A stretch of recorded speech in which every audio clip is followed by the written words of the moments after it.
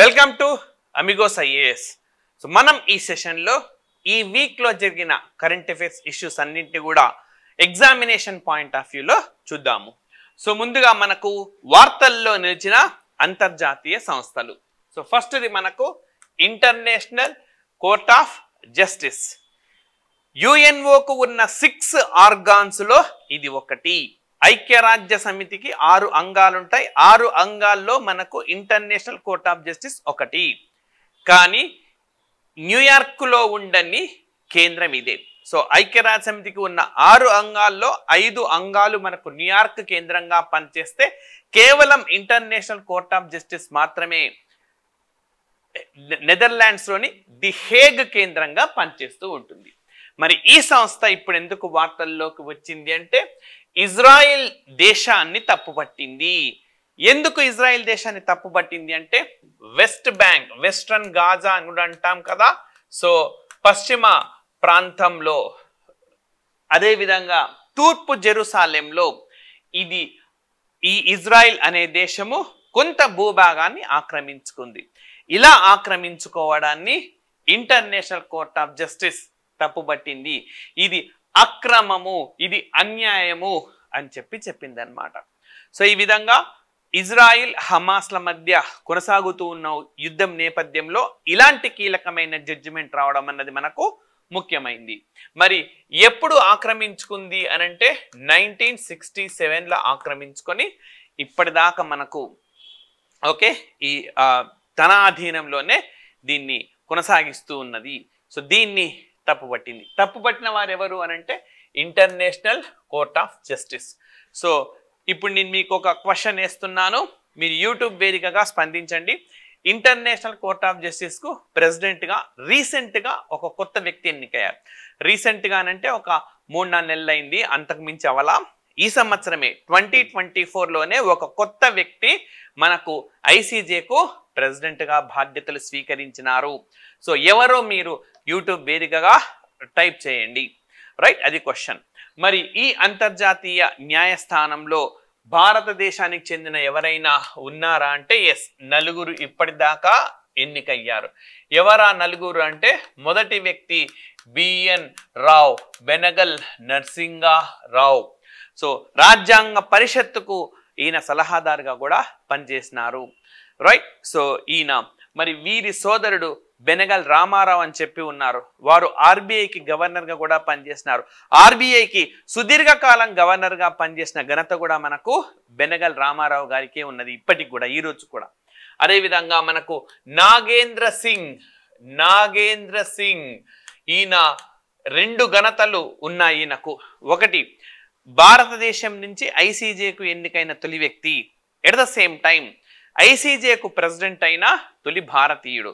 So మళ్ళీ చెప్తున్నాను, భారతదేశం నుంచి ఐసీజేకు ఎంపికైన 2వ వ్యక్తి. ఇంతకుముందు బై మిస్టేక్ తొలి వ్యక్తి అని అంటున్నాను. సో 2వ వ్యక్తి, భారతదేశం నుంచి ఐసీజేకు ఎన్నికైన 2వ వ్యక్తి అండ్ ఐసీజేకు ప్రెసిడెంట్ అయిన తొలి భారతీయుడు. అంతేకాదు, సుస్థిరాభివృద్ధి లక్ష్యాలకు ఏర్పాటు చేసిన బ్రంట్లాండ్ కమిషన్లో సభ్యుడు, చీఫ్ ఎలక్షన్ కమిషనర్గా పనిచేసినారు. భారత రాష్ట్రపతికి సలహాదారుగా కూడా పనిచేసిన ఘనత ఉన్నది. ఆ తర్వాత ఆర్ఎస్ పాఠక్ ఈయన కూడా ఐసీజేలో పనిచేశారు. ఆ తర్వాత మనకు దల్వీర్ సింగ్ బండారి. ఈ విధంగా 4 భారతీయులు ఐసీజే నుంచి మనకు సభ్యత్వాన్ని కలిగి ఉన్నారు. Right. So Israel presence in west bank and east Jerusalem is illegal అని మనకు ఐసీజే ప్రకటించింది. ఈ నేపథ్యంలో ఈ అంశం వార్తల్లో ఉన్నది. అండ్ నెక్స్ట్ వచ్చేసి మరొక ముఖ్యమైన అంశము, ఐవరీ కోస్ట్ అనే దేశము ఇది యునైటెడ్ నేషన్స్ వాటర్ కన్వెన్షన్లో చేరింది. సో అంటే ఐక్యరాజ్య సమితి జల ఒప్పందము. ఐక్యరాజ్య సమితి జల ఒప్పందము ఇది 1990sలో కుదిరింది. 92లో సంతకాలు చేశారు, 96 నుంచి అమల్లోకి వచ్చింది. భారతదేశం దీనిపైన సంతకం చేయలేదు. మరి ట్రాన్స్ బౌండరీ రివర్స్ను ఏ విధంగా షేర్ చేసుకోవాలి అని చెప్పి మనకు కీలకమైన అంశం అన్నమాట ఈ ఒప్పందంలో. ట్రాన్స్ బౌండరీ రివర్స్ అంటే ఏంటి? మోర్ దాన్ వన్ కంట్రీ ప్రవహించే నదులను ట్రాన్స్బౌండరీ రివర్స్ అని అంటారు, right. So for example Ganga నది భారతదేశంలో పుట్టి ఇది బంగ్లాదేశ్లోకి కూడా వెళుతుంది. బ్రహ్మపుత్ర అక్కడెక్కడో టిబెట్లో పుట్టి చైనా గుండా ప్రవహించి భారతదేశంలోకి వచ్చి బంగ్లాదేశ్లోకి వెళ్తుంది. సింధు నది టిబెట్లో పుట్టి భారతదేశంలోకి వచ్చి పాకిస్తాన్లోకి వెళ్తుంది. ఇలా మన దేశానికి సంబంధించిన నదులని చెప్పినాను. చాలా నదులు ఉన్నాయి. ఆఫ్రికాలో తీసుకుంటే నైల్ నది చాలా దేశాల గుండా ప్రవహిస్తూ ఉంటుంది. ఓల్గా నది యూరప్లో చాలా దేశాల గుండా ప్రవహిస్తూ ఉంటుంది. ఇలా వేరువేరు దేశాల్లో ప్రవహించే నదులను ట్రాన్స్బౌండరీ రివర్స్ అని చెప్పి, తెలుగులో అయితే సరిహద్దులు దాటే నదులు అని కూడా మనం అంటాం. మరి ఈ ప్రపంచంలో ఇక్కడ మనకు ట్రాన్స్బౌండరీ రివర్స్ అని ఉంది కదా, ట్రాన్స్బౌండరీ రివర్స్ అని చెప్పి దీని నుంచి మనం ఎన్నెన్నో అంశాలను నేర్చుకోవచ్చు. సో ఎప్పుడైనా అంతే, మనకు కరెంట్ అఫైర్స్ అంటే ఇటీవలి కాలంలో కేవలం కరెంట్ ఇష్యూస్ పైన కాకుండా రిలేటెడ్ అంశాలపైన ప్రశ్నలు వస్తున్నాయి. ఈ ప్రపంచంలో అతి ఎక్కువగా ట్రాన్స్బౌండరీ రివర్స్ కలిగిన దేశం ఏది అని అంటే బంగ్లాదేశ్.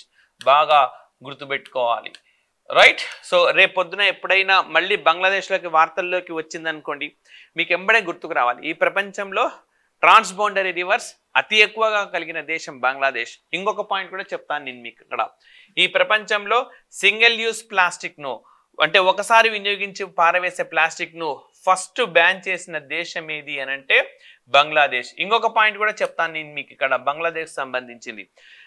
తన దేశంలోని ప్రతి నదికి చట్టబద్ధమైన హక్కులు ఇచ్చిన మొట్టమొదటి దేశం బంగ్లాదేశ్. తన దేశంలోని ప్రతి నదికి చట్టబద్ధమైన హక్కులు ఇచ్చిన తొలి దేశం ఇదే. చట్టబద్ధమైన హక్కులు అంటే ఆ నదికి ఎలాంటి హాని తలపెట్టినా, ఎవరైనా ఫిర్యాదు చేస్తే హాని తలపెట్టిన వ్యక్తికి చర్య తీసుకుంటారు. మరి ప్రపంచంలో ఒక నదికి చట్టబద్ధమైన హక్కుని ఇచ్చిన మొదటి దేశం అంటే న్యూజిలాండ్. తమ దేశంలోని అన్ని నదులకు చట్టబద్ధమైన హక్కులు ఇచ్చిన దేశం అంటే బంగ్లాదేశ్. సో ఇలా ఒక అంశం నుంచి చాలా ఒక ట్రీ పద్ధతిలో నేర్చుకోవాల్సి ఉంటుంది మనము. ఈ విధమైన కోణాలనే నేటి ఎగ్జామినేషన్స్ లో బాగా అడుగుతా ఉన్నారు. సో ఈ విధంగా మనకు రివర్స్ ట్రాన్స్బౌండరీ రివర్స్ అధికంగా కలిగిన దేశం బంగ్లాదేశ్. ప్లాస్టిక్ ను బ్యాన్ చేసేది, ఓకే. ఇవన్నీ ఇప్పుడు రిజర్వేషన్లకు సంబంధించి ఆ దేశంలో చెలరేగిన హింస సద్దుమడిగింది. నిజానికి ఆ దేశ స్వాతంత్ర సమరయోధులు ఎవరైతే ఉన్నారో వారికి రిజర్వేషన్ కల్పించడాన్ని అక్కడ యువత తీవ్ర స్థాయిలో తప్పుపట్టింది, వ్యతిరేకించింది. అండ్ వీధుల్లోకి వచ్చి ప్రదర్శన నిర్వహించింది, కాల్పుల దాకా వెళ్ళింది. ఎందరో 100కు పైగా ప్రాణాలు కోల్పోయినారు. చిట్ట చివరికి ఆ దేశ న్యాయ వ్యవస్థ జోక్యం చేసుకుంది. ఏమని తీర్పు చెప్పింది? రిజర్వేషన్లు అంత ఎక్కువగా వద్దు, పరిమితం చేయండి, 5% పరిమితం చేయండి అని చెప్పిన నేపథ్యంలో కొంతమేర పరిస్థితి సద్దుమడిగింది. ఆ స్థాయిలో అల్లర్లు చెలరేగడంతో భారతదేశానికి చెందిన వాళ్ళందరూ కూడా వెనక్కి తిరిగి వచ్చేసినారు. వివిధ చదువుకోవడానికి కోసం, కొంతమంది ఉద్యోగాల నిమిత్తం వెళ్ళిన వాళ్ళు కూడా వెనక్కి వచ్చేసినారు. సో ఈ విధంగా బంగ్లాదేశ్ చుట్టూ ఇవన్నీ కూడా మనం గుర్తుపెట్టుకోవాలి. మరి యునైటెడ్ నేషన్స్ వాటర్ కన్వెన్షన్ ఇటీవలి కాలంలో ఎవరు చేరారు అని అంటే ఐవరీ కోస్ట్ చేరింది. ఇక్కడ ఇంకొక పాయింట్ చెప్తాను.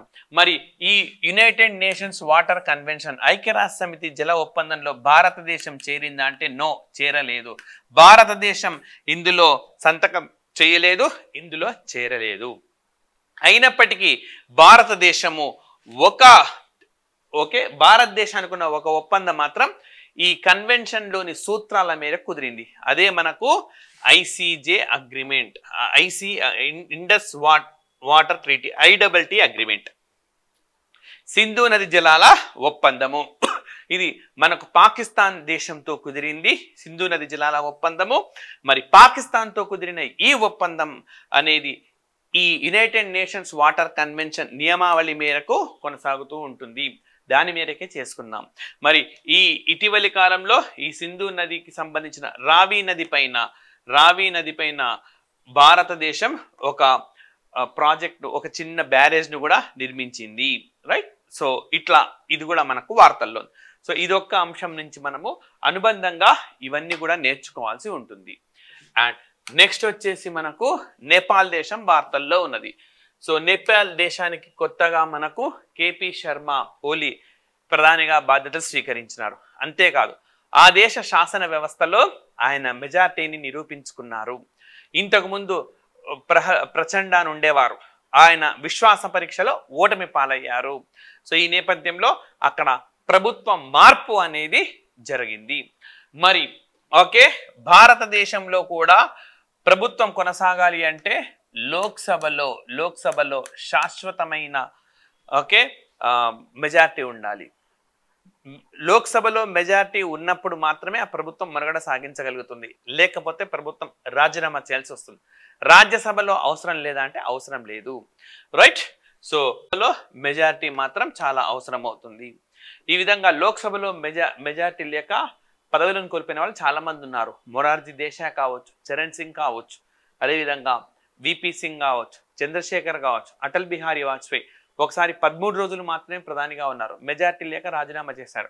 ఆ తర్వాత 13 నెలలు ప్రధానమంత్రిగా ఉన్నారు, ఒక ఓటు తేడాతో ఓడిపోయి పదవిని వదులుకున్నారు. దేవగౌడ, ఐకే గుజ్రాల్ వీళ్ళందరూ కూడా లోక్సభలో పూర్తి స్థాయి మెజారిటీ లేక తమ పదవులను కోల్పోయిన వాళ్ళే. భారతదేశంలోనే ఇలాంటి తరహా వ్యవస్థ నేపాల్ దేశంలో కూడా ఉంది. సో ఇక్కడ మనం నేపాల్ దేశానికి సంబంధించి ఈయన పేరు ఒక్కటి గుర్తుపెట్టుకుంటే సరిపోతుంది.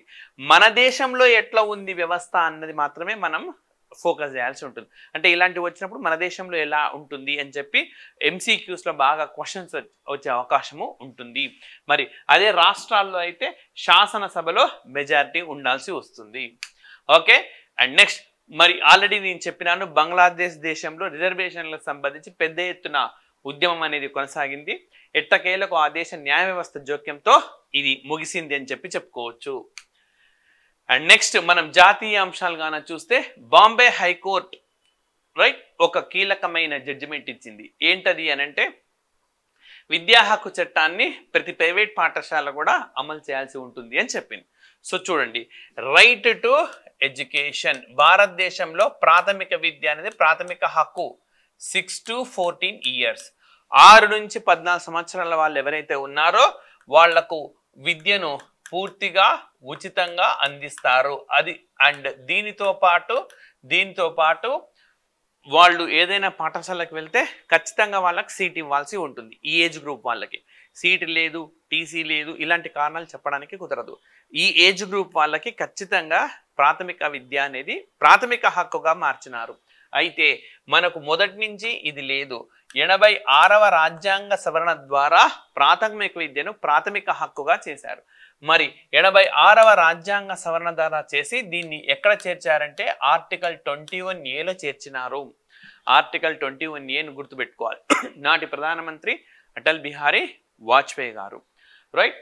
సో మరి ప్రాథమిక విద్యను ప్రాథమిక హక్కుగా భారత రాజ్యాంగంలో చేర్చారు. అమలు మాత్రం మనకు April 1, 2010 నుంచి అమలవుతుంది. ఖచ్చితంగా ఈ డేట్ను ప్రతి ఆస్పిరెంట్ కూడా గుర్తుపెట్టుకోవాలి. మరి భారతదేశంలో ప్రాథమిక విద్యను ప్రాథమిక హక్కుగా అమలు చేసిన మొట్టమొదటి సంస్థానం ఏది అని అంటే బరోడా సంస్థానం. భారతదేశంలో ప్రాథమిక విద్యను ప్రాథమిక హక్కుగా మొట్టమొదటిసారిగా ఉండాలి అని చెప్పి తొలిసారిగా డిమాండ్ చేసిన వ్యక్తి ఎవరనంటే గోపాలకృష్ణ గోఖలే. సో మహాత్మా గాంధీకి రాజకీయ గురువుగా భావిస్తూ ఉంటారు. ఐఎన్సి సమావేశాలకు ఎన్నో సందర్భాల్లో నేతృత్వం వహించిన ఘనత కూడా గోపాలకృష్ణ గోఖలేకు ఉన్నది. ఓకే, సో ఇవన్నీ కూడా పాయింట్స్ కంపల్సరీ గుర్తుపెట్టుకోవాలి. మరి ఇక్కడ ఇష్యూ ఏంటి? సో 6 నుంచి 14 సంవత్సరాల వాళ్లకు బేసిక్ ఎడ్యుకేషన్ ఫ్రీ. మరి ప్రైవేట్ స్కూల్స్ ఇవి అమలు చేయాలంటే ప్రైవేట్ స్కూల్స్ 25% సీట్లను సామాజికంగా ఆర్థికంగా వెనుకబడిన వర్గాలకు కేటాయించాల్సి ఉంటుంది. అయితే ఇటీవల కాలంలో మహారాష్ట్ర ఈ నిబంధనను తీసివేస్తే మరి కోర్టు ఏం చెప్పింది, అలా కుదరదు, నువ్వు ప్రైవేట్ స్కూల్ అయినా సరే 25% సీట్లు పేద వర్గాలకు ఇవ్వాల్సిందే. అలా ఇవ్వడం లేదనంటే ఆర్టికల్ 21A వైలేట్ చేస్తున్నావు, రాజ్యాంగాన్ని వైలేట్ చేస్తున్నావు. అదేవిధంగా విద్యా హక్కు చట్టంలోని 12 Clause 1 Clause C కూడా వైలేట్ చేస్తున్నావు అని చెప్తున్నాడు, రైట్. 12 Clause 1 Clause C దేని గురించి చెప్తుంది? ప్రాథమిక విద్య ప్రాథమిక హక్కు అని చెప్తుంది. మీరు ఖచ్చితంగా మెయిన్స్ రాసేటప్పుడు ఈ పాయింట్ని ఉటంకించాలి. మెయిన్స్లో దాదాపుగా ప్రతి విద్యార్థి కాన్సెప్ట్స్ పర్ఫెక్ట్గా రాస్తారు. ఆ కాన్సెప్ట్స్ రాసే క్రమంలో ఎంత మేరకు అదనపు సమాచారాన్ని ఇచ్చినామన్నది మార్కులను నిర్ధారిస్తుంది లేదా నిర్ణయిస్తుంది. లైక్ ఫర్ ఎగ్జాంపుల్, భారతదేశంలో ప్రాథమిక విద్య ప్రాథమిక హక్కుగా అమలు తీరును సమీక్షించండి, అలా ఏమైనా క్వశ్చన్ వచ్చింది అనుకోండి, రైట్. సో భారతదేశంలో 6 నుంచి 14 సంవత్సరాలు ఉన్న వాళ్లకు ప్రాథమిక విద్య అనేది ఒక ప్రాథమిక హక్కు. 76వ రాజ్యాంగ సవరణ చట్టం ద్వారా దీన్ని రాజ్యాంగంలో చేర్చినారు. ఈ చట్టంలోని section 12 clause 1 clause C private స్కూళ్ళు కూడా దీన్ని అమలు చేయాలని చెప్పి సూచించింది అని చెప్పి మనం రాస్తాం. ఇక్కడ మామూలుగా ఆస్పిరెంట్స్ ఏం రాస్తారు, ప్రాథమిక హక్కు 86 అమెండ్మెంట్ ద్వారా చేర్చినారు. ఇది 21A ఉంది, ఎంతవరకు రాస్తారు. సెక్షన్లకు వెళ్ళలేదు అనుకోండి, మీరు సెక్షన్లోకి వెళ్ళారు, అదనపు పాయింట్ వస్తుంది. సో మీరు మన క్లాసెస్ రెగ్యులర్గా చూడడం ద్వారా ఇలాంటి అదనపు పాయింట్స్ ఒకటి మీకు MCQస్కి ఉపయోగపడే ఎగ్జామినేషన్స్, అది మీరు సివిల్స్ రాయండి లేదా గ్రూప్స్ రాయండి, MCQస్గా ఉపయోగపడే content. At the same time mains ఉంటే, డిస్క్రిప్టివ్ టైప్ ఉంటే దానికి వాల్యూ ఎడిషన్ అనమాట. మీరు ఆల్రెడీ ఏదైతే సబ్జెక్టు కలిగి ఉన్నారో దానికి కాస్త విలువను జోడిస్తామన్నమాట, రైట్. ఆ విలువను జోడించి మీకు చక్కటి ఆన్సర్స్ అందిస్తాం. మీరు చేయాల్సిందల్లా రెగ్యులర్గా చూడండి, సబ్స్క్రైబ్ చేసుకోండి ఈ ఛానల్ని, అండ్ లైక్ చేసి అదర్ ఆస్పిరెంట్స్ కూడా షేర్ చేయండి. సో ప్రైవేట్ సంస్థల్లో కూడా 20% కేటాయించాలి. నిజానికి ప్రాథమిక విద్య ప్రాథమిక హక్కుగా ఉండాలి అని చెప్పి ఉన్నికృష్ణన్ వర్సెస్ ఆంధ్రప్రదేశ్ అనే కేసులో మరి కోర్టు తీర్పు చెప్పింది. సో ఈ కేసును కూడా కంపల్సరీగా మీరు ప్రతి ఆస్పిరెంట్ కూడా గుర్తుపెట్టుకోవాల్సి ఉంటుంది, రైట్. అండ్ నెక్స్ట్ వచ్చేసి మనకు international centre for audit of local governance. So local governance అంటే స్థానిక పాలన, ఓకే, స్థానిక పాలన. సో ఇక్కడ కూడా మీకు ప్రిలిమ్స్కు మెయిన్స్కు ఉపయోగపడే అంశాలు కూడా చెప్తాను నేను. సో స్థానిక పరిపాలన ఉన్నది కదా, స్థానిక పరిపాలనకు సంబంధించిన అంశాలను ఆడిటింగ్ చేయడం. ఆడిటింగ్ చేయడం అంటే ఏంటి, సో వాళ్ళు ఎంత మేరకు నిధులు వచ్చినాయి, ఎలా ఖర్చు పెట్టారు, నిధులు ఎలా వచ్చినాయి, ఏమైనా అక్రమాలు జరిగినాయా, ఇవన్నీ పరిశీలించేదే ఆడిటింగ్. సో ఎవరైతే ఆస్పిరెంట్స్ గ్రూప్ 1 గ్రూప్ 2 ఎగ్జామినేషన్స్ రాస్తూ ఉంటారో అందులో ఆడిటింగ్ అనేది మనకు జాబ్స్ ఉంటాయి. లోకల్ ఫండ్ ఆడిటింగ్ కానీ, లోకల్ ఫండ్ ఆడిటింగ్లో అంటే పంచాయతీలను మున్సిపాలిటీలను ఆడిట్ చేసే వ్యవస్థలు. అదే కేంద్ర రాష్ట్ర ప్రభుత్వాల వ్యయాన్ని కాగ్ ఆడిట్ చేస్తారు. సో ఇది రాజ్యాంగబద్ధ వ్యవస్థ. ఆర్టికల్ 243Jలో మనకు నిర్వచించినారు, రైట్. మరి ఈ లోకల్ గవర్నెన్స్కి సంబంధించి అంతర్జాతీయ ప్రమాణాలకు అనుగుణంగా ఒక కేంద్రాన్ని మనకు గుజరాత్లోని రాజ్కోట్లో ప్రారంభించారు. గుజరాత్లోని రాజ్కోట్లో ప్రారంభించారు. సో ఆ విధంగా మనకి స్థానిక పాలనా వ్యవస్థలు వార్తల్లో ఉన్నాయి. మరి ఇక్కడ ఇంకొక పాయింట్ చెప్తాను చూడండి మీకు. ఈ భారతదేశంలో స్థానిక పాలనకు సంబంధించి ఇటీవలే ప్రపంచ బ్యాంక్ ఒక నివేదిక ఇచ్చింది. 2,50,000 ప్రజాస్వామ్య వ్యవస్థలు అని చెప్పింది అనమాట. ఆ విధంగా స్థానిక పాలన వార్తల్లో ఉన్నది మనకు. 2,50,000 ప్రజాస్వామ్య వ్యవస్థలు ఎక్కడున్నాయి? ఇవి ఏమో కాదు, గ్రామ పంచాయతీ వ్యవస్థ. భారతదేశంలో 40వ రాజ్యాంగ సవరణ 40వ ఆర్టికల్ను 40 ఆర్టికల్ను అమలు చేయడం కోసం 40వ ఆర్టికల్ని అమలు చేయడం కోసము 73వ రాజ్యాంగ సవరణ చట్టం ద్వారా మనకు షెడ్యూల్ 11-12ను ప్రవేశపెట్టినారు. ఆ రూపంలో వచ్చినవి మనకు స్థానిక స్వపరిపాలనకు సంబంధించిన అంశాలు అన్నమాట. 243 నుంచి ఉంటాయి, రైట్. సో 11వ షెడ్యూల్లో మనకు పంచాయతీలు ఉంటే 12వ షెడ్యూల్లో నగరపాలన వ్యవస్థకు సంబంధించిన అంశాలు ఉంటాయి. 40వ ఆర్టికల్ని అమలు చేయడం కోసం 40th ఆర్టికల్ని అమలు చేయడం కోసం తీసుకొని వచ్చినవి. మరి ఈ విధంగా గ్రామ పంచాయతీల్లో ప్రభుత్వాలన్నీ కలుపుకుంటే 2,50,000 ప్రజాస్వామ్య వ్యవస్థలు. ఎందుకంటే ఆ వ్యవస్థల్ని కూడా ప్రజలే ప్రత్యక్షంగా ఎన్నుకుంటారు కాబట్టి ప్రజాస్వామ్య వ్యవస్థలు అవి. మరి ఈ ప్రజాస్వామ్య వ్యవస్థల్లో ఏ విధంగా పనిచేస్తున్నాయని చెప్పి ప్రపంచ బ్యాంక్ నివేదిక ఇచ్చింది. ఏమని చెప్పింది? 21 రాష్ట్రాల్లో రిజర్వేషన్లు ఉన్నాయి మహిళలకు, కానీ నిజంగా మహిళలు అధికారాన్ని చెలాయించడం లేదు అన్ని సందర్భాల్లో. సో ఎయిదర్ వారి బ్రదర్ కానీ, హస్బెండ్ కానీ, ఫాదర్ కానీ, పేరుకు మాత్రం వారే ఉంటారు కానీ అధికారాన్ని చెలాయించేది వారే అని. సో ఈ కంటెక్స్ట్ మనం తీసుకుని మనకు రానున్న 2029లో నియోజకవర్గాల పునర్విభజన తర్వాత చట్టసభల్లో కూడా మహిళలకు 33% రిజర్వేషన్ కల్పించినాం. అక్కడ పోలుస్తూ మరి ఈ విధంగా ప్రపంచ బ్యాంక్ ఆల్రెడీ ఒక నివేదిక ఇచ్చింది. పేరుకు మాత్రమే మహిళలు అధికారంలో కూర్చునున్న పెత్తనమంతా మరొకటిది. మరి అదే మనకు లోక్సభలో అసెంబ్లీలో కూడా రిఫ్లెక్ట్ అయితే రిజర్వేషన్ ఇచ్చి ఏంటి ప్రయోజనం అన్న కోణంలో కూడా మనం పరిశీలించవచ్చు అన్నమాట. సో ఈ విధంగా అదేవిధంగా ఈ గ్రామ పంచాయతీ వ్యవస్థలకు నిధుల కొరత విపరీతంగా ఉన్నది. ఎంతసేపు నిధుల కోసం కేంద్ర రాష్ట్ర ప్రభుత్వాలపైన ఆధారపడి ఉన్నాయి కానీ సొంతంగా వనరులు సమకూర్చుకునే పరిస్థితులలో లేవు. అదిగాక మనకు 11వ షెడ్యూల్ 12వ షెడ్యూల్లో పేర్కొన్నట్టు అన్ని రాష్ట్రాల్లో అధికారాల బదలాయింపు కూడా జరగలేదు, ట్రాన్స్ఫర్ ఆఫ్ పవర్స్ కూడా జరగలేదు అని చెప్పి మనకు వరల్డ్ బ్యాంక్ స్పష్టంగా పేర్కొంది. ఇప్పుడు స్థానిక స్వపరిపాలన అనగానే ప్రతి ఆస్పిరెంట్కి ఏం గుర్తుకు రావాలి? ప్రపంచ బ్యాంక్ ఇచ్చిన నివేదిక గుర్తుకు రావాలి, స్థానిక స్వపరిపాలనకు సంబంధించిన అంతర్జాతీయ ప్రమాణాలతో కూడిన ఆడిటింగ్ కేంద్రాన్ని గుజరాత్లోని రాజ్కోట్లో ఏర్పాటు చేశారన్న అంశం కూడా గుర్తుకు రావాలి. రైట్. అండ్ నెక్స్ట్ మరి వెస్ట్ బెంగాల్ రాష్ట్రానికి సంబంధించి సుప్రీంకోర్టు ఒక జడ్జిమెంట్ ఇచ్చింది. సో మరి భారతదేశంలో సిబిఐ వ్యవస్థ ఏర్పాటైంది, 1963లో ఏర్పాటైంది. రైట్. సంతానం కమిటీ సూచన మేరకు సిబిఐని ఏర్పాటు చేశారు. సంతానం కమిటీ సూచన మేరకు సిబిఐతో పాటు సిబిసి సెంట్రల్ విజిలెన్స్ కమిషన్ కూడా ఏర్పాటు చేశారు. మరి ఈ సిబిఐని ఏ విధంగా ఏర్పాటు చేశారు అని అంటే ఢిల్లీ పోలీస్ ఎస్టాబ్లిష్మెంట్ యాక్ట్ ప్రకారం ఏర్పాటు చేశారు. అయితే ఈ సిబిఐ ఒక రాష్ట్రంలోకి ప్రవేశించాలి అంటే ఆ రాష్ట్ర కన్సెంట్ అవసరం, ఆ రాష్ట్ర అనుమతి అవసరం అన్నమాట. కన్సెంట్ అనేది అవసరం అవుతుంది. రైట్. సో ఇప్పుడు విషయం ఏంటంటే రాష్ట్రం అనుమతిస్తేనే సిబిఐ రాష్ట్రంలోకి ప్రవేశిస్తుంది. అయితే వెస్ట్ బెంగాల్ ప్రభుత్వం మనకు నవంబర్ 16, 2018లో ఈ కన్సర్న్ అంటే ఈ అనుమతిని నిరాకరించింది. అయితే దీనిపైన కోర్టుకు వెళ్తే కోర్టు ఏం చెప్పింది? ఎస్, సిబిఐకి అనుమతి నిరాకరించడం అనేది రాష్ట్రాలకు హక్కుగా ఉంటుంది. ఆ హక్కును ఉల్లంఘించి కేంద్రం బలవంతంగా ఒక రాష్ట్రంలోకి ప్రవేశించడానికి కుదరదు అని చెప్పి పశ్చిమ బెంగాల్కి అనుగుణంగా జడ్జిమెంట్ ఇచ్చింది.